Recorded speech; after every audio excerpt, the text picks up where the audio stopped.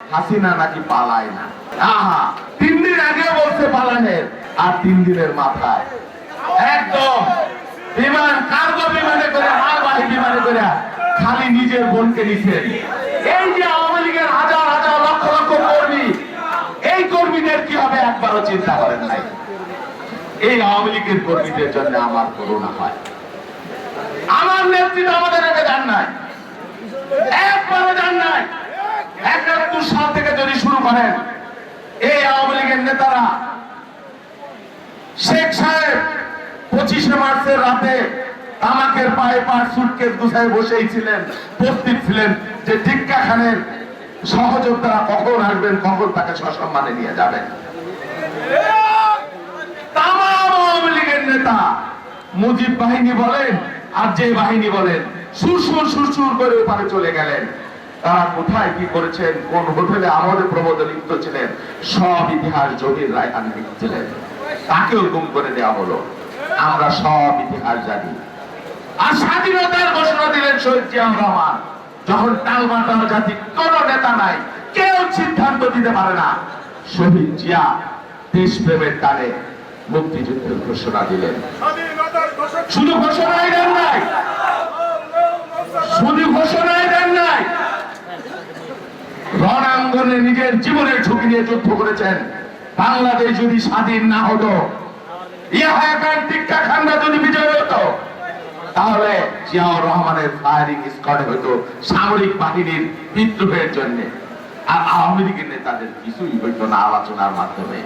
এই কথা জেনেও তিনি জীবনের ঝুঁকি নিয়েছেন। তিনি উৎকৃষ্ট জাতীয়তাবাদী, তিনি সর্বকালের সর্বশ্রেষ্ঠ মুক্তিযোদ্ধা, তিনি আমার নেতা, তিনি আমার দলের প্রতিষ্ঠাতা।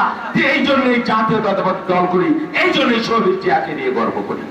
82 থেকে 90 সামরিক স্বৈরাচার হুসেইন মোহাম্মদ এরশাদ বারবার লোক তো অত্যাচার নির্যাতন করেছেন। 86 সালে শেখ হাসিনা বললেন, এরশাদের অধীনে যারা নির্বাচনে অংশগ্রহণ করবে তারা জাতীয় বেঈমান হবে।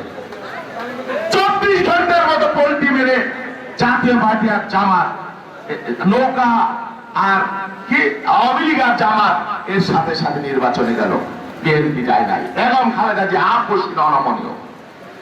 ওই সময় যদি আওয়ামী লীগ নির্বাচনে না যাইতো, জামাত ইসলাম নির্বাচনে যাইতো, তাহলে 86 সালে হুসেইন মোহাম্মদ এরশাদের বিদায় ঘন্টা বেজে যায়। তারপরেও 4 বছর এই কারণে এরশাদ ক্ষমতা প্রলম্বিত করবার সুযোগ পেয়েছিল।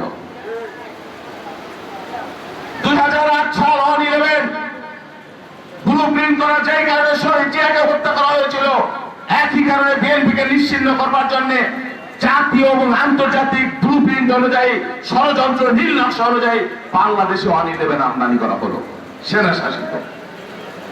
বলা হলো 2 নেত্রীকে মাইনাস করবার জন্য, কিন্তু বাস্তবিক অর্থে আমরা দেখলাম মূলত বিএনপিকে মাইনাস করবার জন্য, জিয়া পরিবারকে মাইনাস করবার জন্য সেই 11 আনা হয়েছিল। শেখ হাসিনা আগেই বিদেশে চলে গেলেন অবস্থা বেগরুগি দেখে। বেগম খালেদা জিয়াকে বলা হলো, আপনি বিদেশে চলে যান, আপনার জন্য সৌদি আরবে রাজকীয় একটা প্রাসাদ প্রস্তুত করা হয়েছে, আপনার জন্য এয়ারপোর্টে চার্টার বিমান বসে আছে। বেগম খালেদা জিয়া বললেন, আমি বাংলাদেশের মানুষকে নিয়ে রাজনীতি করি, আমার পূর্বপুরুষের কবর এখানে, আমার স্বামী বাংলাদেশের জন্য মুক্তিযুদ্ধ করেছেন, বাংলাদেশের মানুষকে নিয়ে রাজনীতি করেছেন, তাদের ভাগ্য পরিবর্তনের জন্য যুদ্ধ করেছেন, আমি বাংলাদেশ ছেড়ে কোথাও যাব না। বেগম খালেদা জিয়া বলতে পারেন যে আমি পালাই না। আপনারা জানেন কিনা জানি না, 2 সন্তানকে যে অত্যাচার করা হয়েছিল, টেলিফোনে সেই চিৎকার শোনানো হয়েছিল খালেদা জিয়াকে। তারপরেও বেগম খালেদা জিয়া বলেছেন যে সন্তানের জিম্মি দশা, মৃত্যু দশা এর সাথে আপোষ করে নাই। এমন কোন মানুষ, এমন কোন নারী সিনেমা নাটকে আপনারা দেখেছেন? একজন পেরেছেন, তিনি হলেন আমাদের নেত্রী, তিনি হলেন খালেদা জিয়া। এ কারণে তাকে নিয়ে গর্ব করি, এ কারণেই তিনি আলাদা, এ কারণেই তিনি উচ্চতা সম্পর্কে হিমালয়ের মতো, তার সাথে কারো তুলনা হয় না।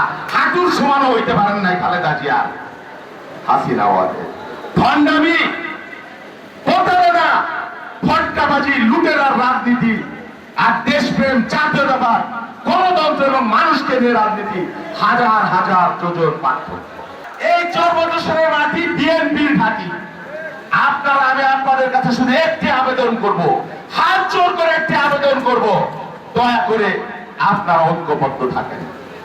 কেউ কারো পিছনে লাগেন না, কেউ কারো পিছনে বিদ্বেষ ছড়ায়েন না। 17 বছর কষ্ট করেছেন, অনেক জুলুম সয়েছেন, অনেক নিপীড়ন সহ্য করেছেন। দয়া করে আগামী দিনে আপনাদের সুদিন, আপনারা খালি ঐক্যবদ্ধ থাকেন। একজন আরেকজন নতুন সম্পর্ক না হইল, কিন্তু একজন আরেকজনের জন্য বিদ্বেষ ছড়ায়েন না। ইনশাআল্লাহ এইবার আপনাদেরকে আমি সম্মানিত করব, ইনশাআল্লাহ।